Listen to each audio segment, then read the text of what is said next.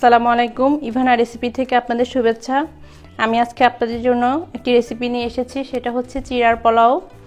ইফতারির সময় খেতে পারেন এবং বাচ্চাদের টিফিনও দিতে পারেন, সকাল বিকাল নাস্তা ব্যবহার খেতে পারেন। চলুন দেখিয়ে দিচ্ছি কিভাবে তৈরি করতে হবে। যাওয়ার আগে ছোট একটি অনুরোধ, যারা আমার চ্যানেলটি সাবস্ক্রাইব করেন নাই তারা সাবস্ক্রাইব করে নেবেন, আর যারা সাবস্ক্রাইব করেছেন তাদেরকে ধন্যবাদ। আমি এখানে 2 কাপ পরিমাণ চিড়া নিয়েছি। প্রথমে একটি চালনিতে ভালো করে চেলে নিতে হবে, কারণ চিড়াতে অনেক ময়লা থাকে। এবার আমি পানিতে 5 মিনিটের জন্য ভিজিয়ে রাখবো। ভিজিয়ে গেলে ভালো করে ধুয়ে পানি ঝরিয়ে নিতে হবে। দেখতে পাচ্ছেন চিড়াগুলো একদম ঝরঝরা হয়ে গিয়েছে, পানি ঝরিয়ে গিয়েছে। এই পর্যায়ে আমি চলে যাচ্ছি চুলায়। 2 টেবিল চামচ তেল দিচ্ছি। এর মধ্যে আমি কিউব করে কেটেছি পেঁয়াজগুলো দিয়ে দিচ্ছি। 2টি কাঁচামরিচ ফালি করে দিয়েছি। নেড়ে নেড়ে দিতে হবে, তারপরে পেঁয়াজের সুন্দর একটা কালার আসবে। দেখতে পাচ্ছেন কালারটা চেঞ্জ হতে শুরু করেছে।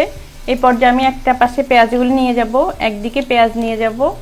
এবার আমি একটি ডিম ভেঙে নিয়েছি, ডিমটা এর মধ্যে দিয়ে দিচ্ছি, দিয়ে একটু ভেঙে দিতে হবে। এই পর্যায়ে আমি এখানে গাজর কুচি দিয়ে দিচ্ছি, বরবটি কুচি, 2 চা চামচ গাজর কুচি, 2 চা চামচ বরবটি কুচি দিয়ে দিচ্ছি, হাফ চামচ জিরা গুঁড়া, হাফ চামচের চেয়েও কম গোলমরিচ গুঁড়া, খুবই সামান্য পরিমাণ হলুদ ইচ্ছে হলে দিতে পারেন, আমি একটু দিয়ে দিচ্ছি কালারটা সুন্দরের জন্য। এই পর্যায়ে ভালো করে নেড়ে নিচ্ছি। আমি কিন্তু লবণটা এখন ইউজ করছি না। এই পর্যায়ে আমি চিড়াগুলো দিয়ে দিচ্ছি।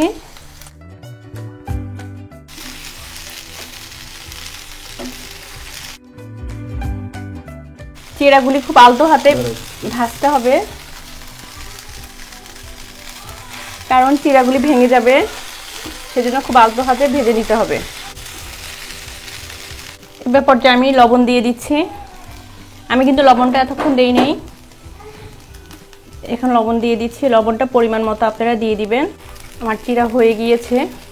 এবার আমি মাঝখানটা খালি করে 1 চামচ 2 চামচ ঘি দিয়ে দিচ্ছি। ঘি দিয়ে একটু ভালো করে, ঘি দিলে ভালো সুন্দর একটা ফ্লেভার আসবে। এবার ভালো করে নেড়ে চেড়ে নামিয়ে ফেলবো।